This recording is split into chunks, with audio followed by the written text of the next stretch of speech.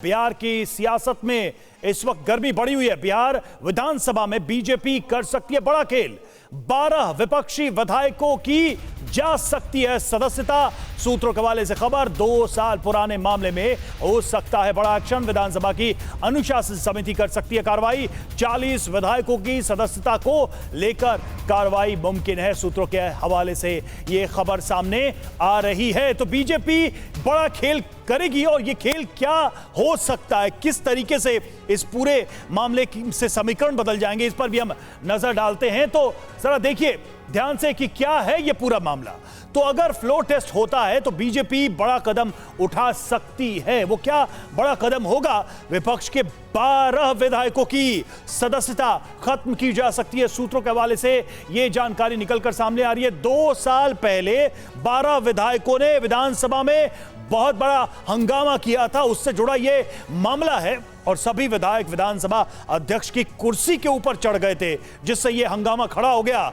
2020 में बिहार विधानसभा में मारपीट तक की नौबत आ गई थी, यह भी मामला सामने आया था और उस समय सभी 12 विधायकों को निलंबित कर दिया गया था। उन्हीं 12 विधायकों पर यह गाज गिर सकती है। मामला अभी भी विधानसभा की अनुशासन समिति के पास है और इस पर कार्रवाई का अधिकार अभी भी स्पीकर के पास है।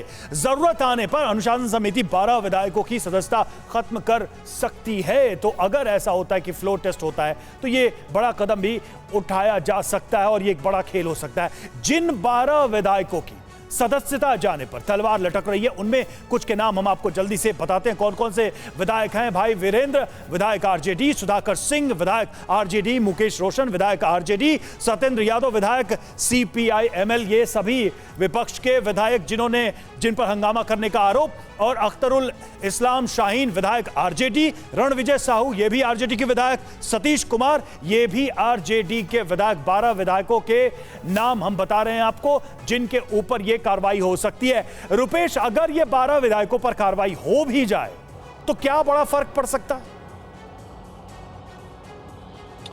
देखिए, फिलहाल तो कोई फर्क पड़ता हुआ नजर नहीं आता है, क्योंकि अगर आरजेडी 79, जेडीयू 45, अगर इतना ही देखें तो बहुमत का जो आंकड़ा है वो पूरा हो जाता है। ऊपर से 16 विधायक जो हैं वो ऑलरेडी महागठबंधन में हैं। 19 विधायक जो कांग्रेस के हैं उन्होंने ऐलान कर दिया कि अगर भाजपा को छोड़ती है जेडीयू तो हर हाल में बिना शर्त समर्थन रहेगा नीतीश कुमार को कांग्रेस का। लिहाजा 155 का आंकड़ा पहुंचता है, 122 जबकि चाहिए। लेकिन हर तरीके से चूंकि रथ चली, परस्पर बात चली, समदम की टेढ़ी घात चली, जब रथ चलती है और इस तरह की राजनीतिक इस तरह की स्थितियां बदलती हैं तो हर पार्टियां अपने लिहाज से, अपने तरीके से रणनीति बनाती है। लिहाजा ये जो सियासी खेल अभी सियासी मैदान में चल रहा है वो। अच्छा रुपेश, मुझे जल्दी से एक सवाल का जवाब दे दीजिए। अगर महाराष्ट्र जैसी कोई स्थिति जेडीयू में पैदा हो तो क्या खेल बदल जाएगा और क्या ऐसी कोई संभावना दिखती है बिहार में?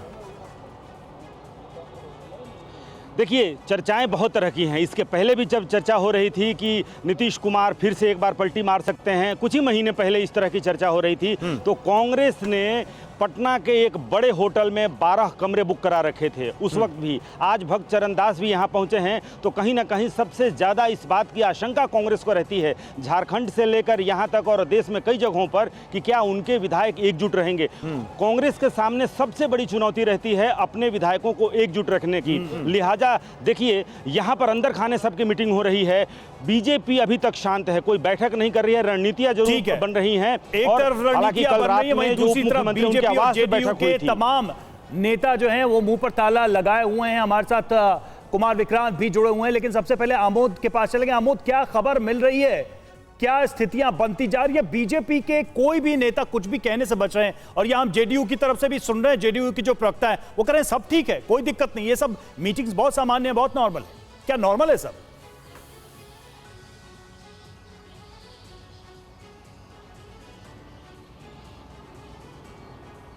आमोद, सवाल आपसे था। रवि, आप मुझसे पूछ रहे हैं? जी बिल्कुल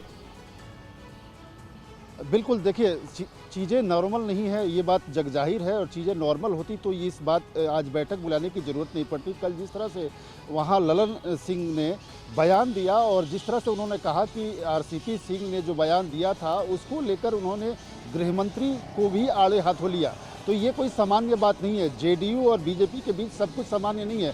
बिहार में एक कहावत है, बहुत प्रचलित कहावत है, जिसको रघुवंश प्रसाद सिंह अक्सर कहा करते थे, बिना मन के बियाह कनपट्टी पे सिंदूर। वही हालत है 2020 से, जब से ये सरकार बनी है। बिल्कुल। नीतीश कुमार की पार्टी छोटी पार्टी होकर भी उनको मुख्यमंत्री बनाया गया, बीजेपी बड़ी पार्टी होकर भी मुख्यमंत्री पद नहीं लिया। तब से कहीं ना कहीं एक कसमकस की राजनीति बीजेपी और जेडीयू के बीच में चल रहा है, और ये भी बात उभर कर सामने आई कि जेडीयू को नहीं, और एक 45 टीस सीटों पर सिमटने अमोद जी, में बीजेपी एक टीस तो कार्यकर्ताओं का तेजस्वी हाथ यादव के रहा। मन में भी रही। इतना अच्छा प्रदर्शन करने के बाद आरजेडी सबसे बड़ी पार्टी बनने के बाद सत्ता से दूर रह गई, सिंहासन से दूर रह गई।